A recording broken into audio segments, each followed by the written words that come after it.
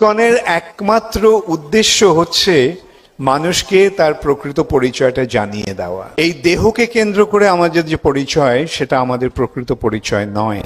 লব্ধা সুদূর লভমিদম বহু সম্ভবান্তে, আমাদের শাস্ত্রে বলা হয়েছে বহু সম্ভাবনার পর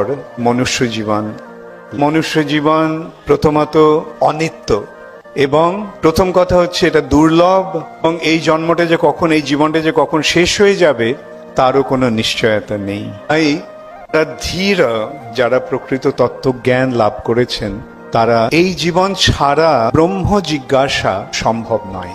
ব্রহ্ম জিজ্ঞাসা হচ্ছে আমি কে। আমি যদি সাধারণত যদি আপনাদের জিজ্ঞাসা করি আপনি কে, তোরটা হবে আমি, আমার এই নাম, আমি অমুকের পুত্র, ইত্যাদি ইত্যাদি। কিন্তু এই যে পরিচয়, এই পরিচয়টাকে আমাদের প্রকৃত পরিচয়।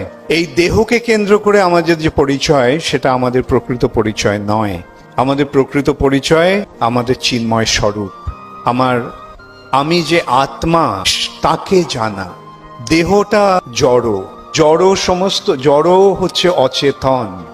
এখন এই অচেতন জড় শরীরে চেতনা কেন এসেছে? জড় শরীরে চেতনা কতক্ষণ থাকে ততক্ষণ এই শরীরে জীবন আছে।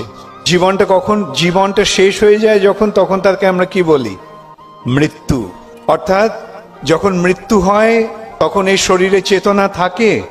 যখন কারোর মৃত্যু হয় তখন যদিও শরীরটা সেখানে পড়ে থাকে, আমরা কি বলি? ও চলে গেছে, দেহ ত্যাগ করেছে, দেহটা ত্যাগ করেছে, দেহ ত্যাগ করেছে। এখন কে দেহ ত্যাগ করলো? দেহটা কে ত্যাগ করেছে?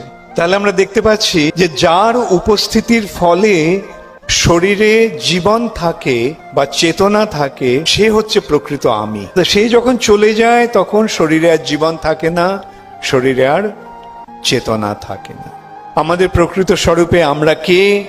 দেহটার যখন মৃত্যু হয় আমরা কি বলি? যে উনি চলে গেছেন, এই দেহ ত্যাগ করেছেন, বলি না? ও পরলোকগত হয়েছে। কে হয়েছে? দেহটা হয়েছে না অন্য কেউ? কে হয়েছে? কে চলে গেছে?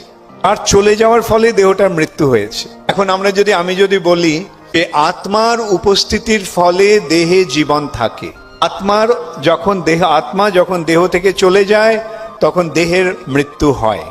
যে আমাদের স্বরূপে আমরা কে? আচ্ছা, কে কে মেনেছেন যে আমাদের স্বরূপে আমরা আত্মা? অনেক ধন্যবাদ।